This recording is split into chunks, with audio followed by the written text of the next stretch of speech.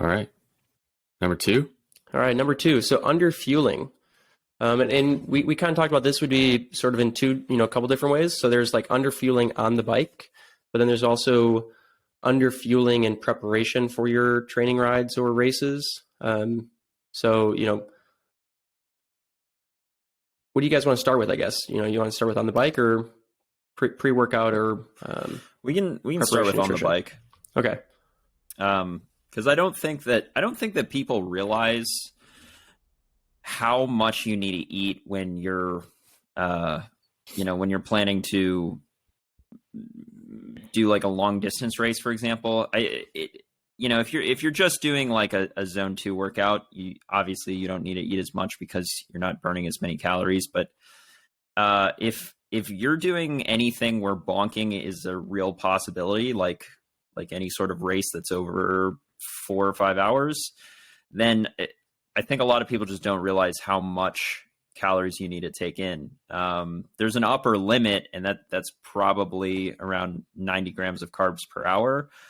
And 90 grams of carbs per hour is a lot of carbohydrates per hour. It's most than most people are taking in. Now there's some caveats there.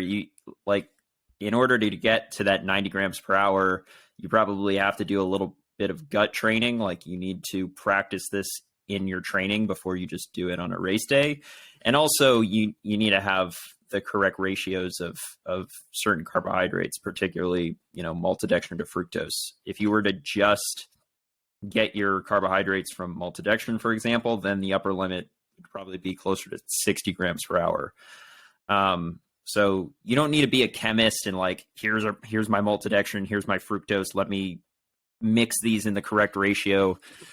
A lot of cycling nutrition companies, they already have this correct ratio, but I will say that not all of them do. So, and none of them advertise it, except for like Flow Formulas, which is something super cool about them. They're advertising that they have this ratio. And they're completely backed by science. So other companies, for example, like I use GU energy gels.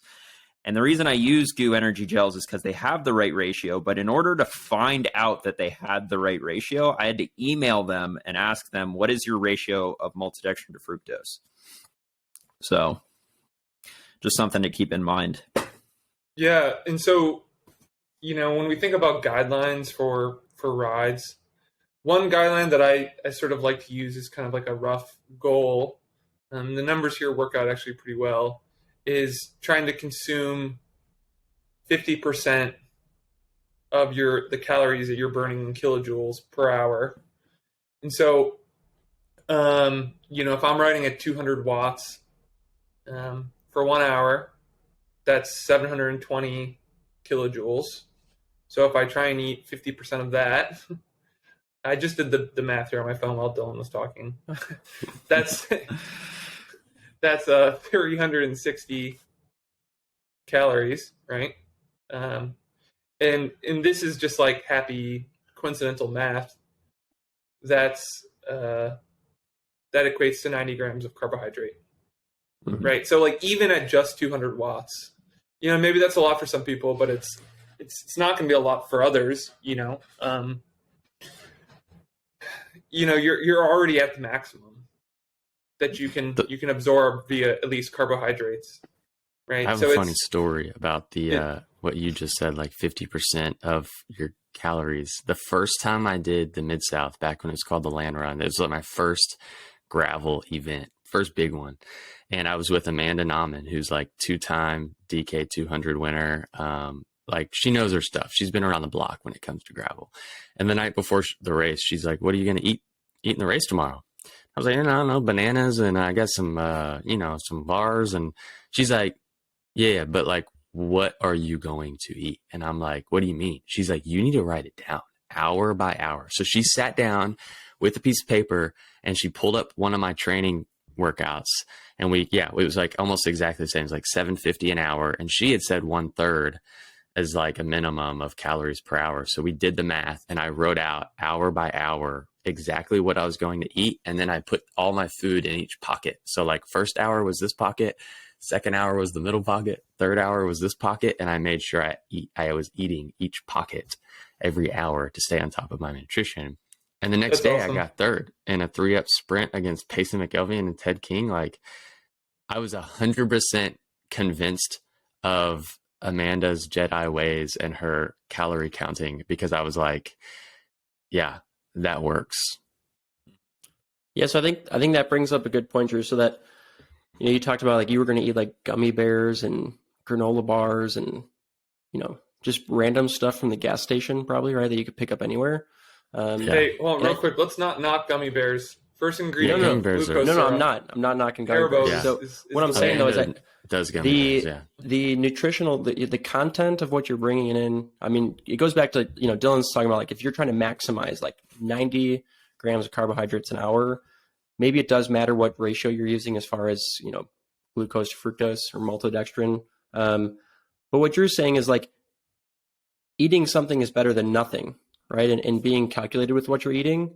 So, if you're not a sports nutrition fan, if you just, if you don't want to spend the money on sports specific products, or if you don't have access to it, or you just don't want to be eating all that sugar all the time, it's always better to just be eating something that's fueling your ride than to just forego it altogether. So that can be a mix of just granola bars and gummy bears, and that's awesome. Like those are perfect ride fuel. You don't have to have a sports specific branded nutrition. Hey, let me throw out kind of a fun thing that I learned recently. So you can actually sort of dial in your nutrition based on the ripeness of fruit. So like with bananas, for instance, the greener the banana is, the more the sugars are starchy. They're more complex. They're going to provide maybe like more sustained energy. Then the riper it gets, the more it's broken down into monosaccharides. They're going to be like quicker energy. So depending on what sort of workout you're doing, so like if you're going to do an endurance ride, you might choose the greener banana. If you're doing an interval workout, you might choose like a really ripe banana, and you can taste it. We were down in Tennessee a couple weeks ago, and we were at the store, and I was like, "Oh, we need bananas." And I looked under the table and found some like real green ones. And back to Kyle Perry, another ignition coach, he's like, "Are you sure about that? Those look like pretty green." And I was like, "No, man, I love the green ones." And we get home, and I couldn't even open it because it was so green. It was like a rock. It was so hard. I'm like, "Oh my gosh!" He was making fun of me all weekend. Yeah, I'm pretty sure that you can like there are certain vegetables that whether they're cooked or raw, it changes the amount of calories that can be absorbed. So, well, that's like the whole essence of cooking things, right? It's like making foods more bioavailable. Yeah, exactly. I think so. Going back to ride nutrition, I think it's probably a good time to bring up fasted training, because this is a topic that people like to ask about a lot, whether they should be including fasted training in their riding or not. I've looked into the research on fasted training, and I will say that it's super mixed. There's a lot of studies that show no benefit whatsoever to fasted training, and then there are a few that show that there might be a benefit. And the ones that show that there's a possible benefit, I think what they do is they call it the sleep low method, where they'll do a high intensity training day and they'll ride in the afternoon, do high intensity, and then they'll consume very little carbohydrates afterwards for dinner that night or just after the ride in general. So they're sleeping on low carbohydrate availability, and then they wake up the next morning and go do a fasted ride. So presumably they have very little carbohydrates available to them at that point. And that actually has been shown to be somewhat effective. So I think the key there is that if you're going to attempt to do fasted training, the fasted rides need to be the low intensity ones. Do not try to do fasted high intensity rides. And also what I'll say is, because I've tried fasted training, and there are just certain people that don't operate well if they don't have breakfast. I include myself in that category. And anytime I've done a fasted training ride, I mean, the ride, I don't feel great on the ride, which, I guess is kind of the point. But when I get back from the ride, I could eat my entire refrigerator. I am so hungry. I know there are other people that, they can take or leave breakfast. In fact, there's a lot of people that just, they skip breakfast, and that's their normal routine. Maybe that would work better for them. But there are a few things in practice that it may not work for everyone. I feel like the big hype behind fasted rides, and you guys can correct me if I'm wrong, is this whole idea of using fat for fuel. And my opinion on fat for fuel is pretty simple. It's not our body's preferred fuel source. Like your body almost always is going to prefer carbs over fat. Even at an endurance pace, it's still like 50-50 carbs and fat. So even on an endurance ride, your body is still using carbs. So my opinion is, or my thought process is, unless you're going to be in a race situation where you don't have carbs available and you will be having to like ride on from your body's fat sources, why would you limit it in training? Like if carbs are going to help you to train harder, and then in the middle of a race, you're going to have access to carbs, then, I just don't see the point. I think there is like poor language has been spread throughout the cycling community about fat for fuel. And I think a lot of riders get too focused on that aspect. And then they're so focused on that they're getting lost in the forest for the trees, because they get so focused on the fat for fuel that it's like, no, that's not the main thing. The main thing is like carbs. Focus on carbs.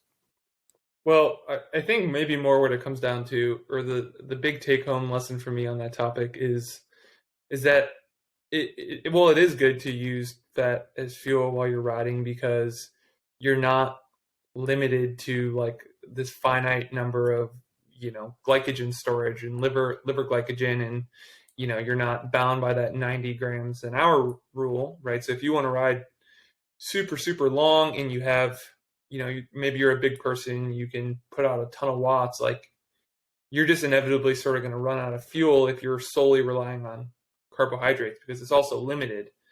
Mm-hmm. But I think the way to improve your fat oxidizing capacity, and this goes back to mistake number one, is to try and raise that first ventilatory threshold. So what happens specifically at that first ventilatory threshold? And the reason why we can use the talk test on rides is because as the body begins to burn more sugars, there's more CO2 that needs to be exhaled. And so that's why we have to start breathing harder. We have to take longer breaths and exhale harder and all that. So that's specifically what's happening. But if we can push up that VT1, LT1 kind of point, then we can do more watts, while oxidizing. And burn less carbs, right? Burn less carbs, yeah. And it's like a glycogen sparing thing, right? So like, mm-hmm. If we think about like Croatan 150, if you imagine, more guys are coming to the line, it's probably not going to be like who's the best sprinter that's going to win. It's going to be the person who, has spared the most glycogen, just has the most left in the tank, right? It's like a function of fatigue resistance, and if Ian Boswell can only do 1,000 watts in a sprint, I don't know what he can do, but it's probably accurate actually. Well, like if he, has just been burning fat all day, he's going to be able to do 100% of his 1,000 watts. And if I'm there, and I have a lower LT1 because I ride too hard on my endurance days, but I can do 1,500 watts fresh, maybe I can only do 900 watts after 150 miles of depleting my glycogen. Yeah. Right. And he's going to win. Right. Yeah. Yeah. And I think that's an important thing to bring up, is that like if you I think people that try to implement fasted riding into their training overlook the fact that there is a ceiling to which that they can ride at, for that, or to which they should ride for that ride. And it's pretty well below that VT1, that ventilator threshold 1, for most people, because most people are not very well fat adapted. So it's probably going to be even below that. Like their glycogen stores are going to start getting depleted even below that VT1. So it's, yeah. If you're overriding a fasted ride, I mean, you're going to be smoked by the end, and subsequent training days are going to be compromised for sure. But Drew, I think going back to your point, you were talking about like the preferred method of energy, or fuel sourcing. It really does depend on the type of racing you're doing. If you're doing a super ultra endurance event, like trying to break an FKT on the Appalachian Trail, or something like the Tour Divide, 2,600 mile gravel bike race, you're probably going to need to rely more on fat burning, because you just cannot eat enough food to support the repletion of your glycogen stores. But you're also going to be riding super slow for that entire duration, versus something like a Mid-South, for sure, or even like looking at Unbound 200 miles, you're naturally at times going to be over that VT1 level, where you're going to be depleting glycogen stores at some point if you want to be at the front of the race at least. It's different if you're just trying to finish it, but if you're trying to race it at the front, so you do have to have a good mix of both. Like Andrew said, like the higher your VT1, the more fat burning potential you have, the easier it is to stay on top of your glycogen repletion, but replenishment. But still, the preferred, like if you're talking like fast, what is going to get you to the line the fastest? The shorter the duration, the more tendency there is to lean on the glycogen stores.